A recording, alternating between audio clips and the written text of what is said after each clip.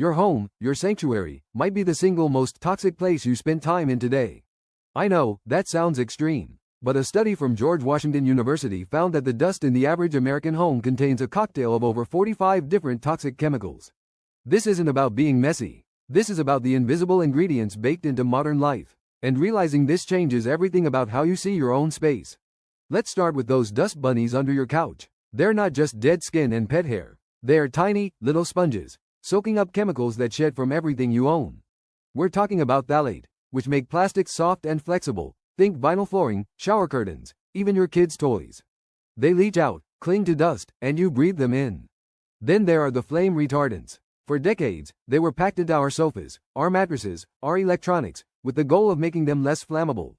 The problem is, these chemicals don't stay put. They break down, become part of the dust, and according to the National Institute of Environmental Health Sciences, they're linked to some pretty serious health issues. It's genuinely wild to think that the comfiest spot in your house, the place you binge watch your favorite shows, could be slowly leaking chemicals.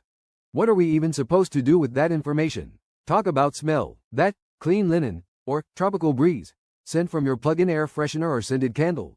It's often a chemical illusion. Many of these products release something called volatile organic compounds, or VOCs.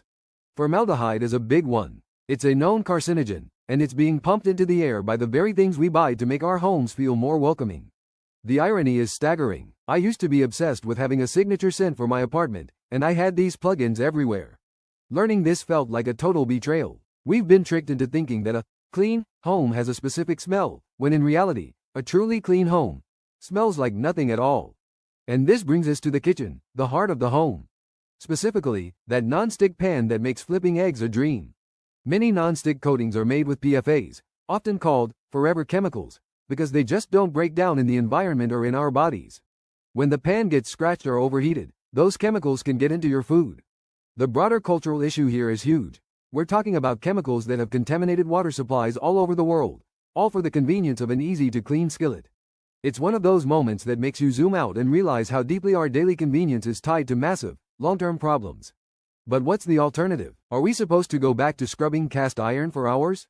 Well, kind of, but it's not as bad as it sounds.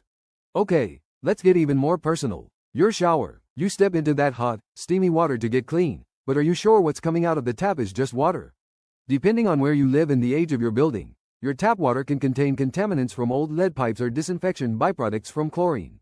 When you take a hot shower, you're not just drinking tiny amounts of it, you're breathing in the steam, which can allow those chemicals to be absorbed even faster. Not saying this to make you afraid of showering. This is one of those areas where the science is still evolving on the exact level of risk from inhalation. But it highlights how many systems we rely on without ever questioning what's really going on behind the scenes. It's invisible, so we assume it's fine. And the invisibility is the entire point. Mold, for instance, we think of it as big, black, scary patches on the wall. But often, the most problematic mold is the kind you can't see. It can be hiding behind drywall after a tiny, unnoticed leak, or lurking under the sink cabinet. It releases spores and mycotoxins into the air that can cause a whole host of weird, unexplained symptoms: brain fog, fatigue, persistent coughs.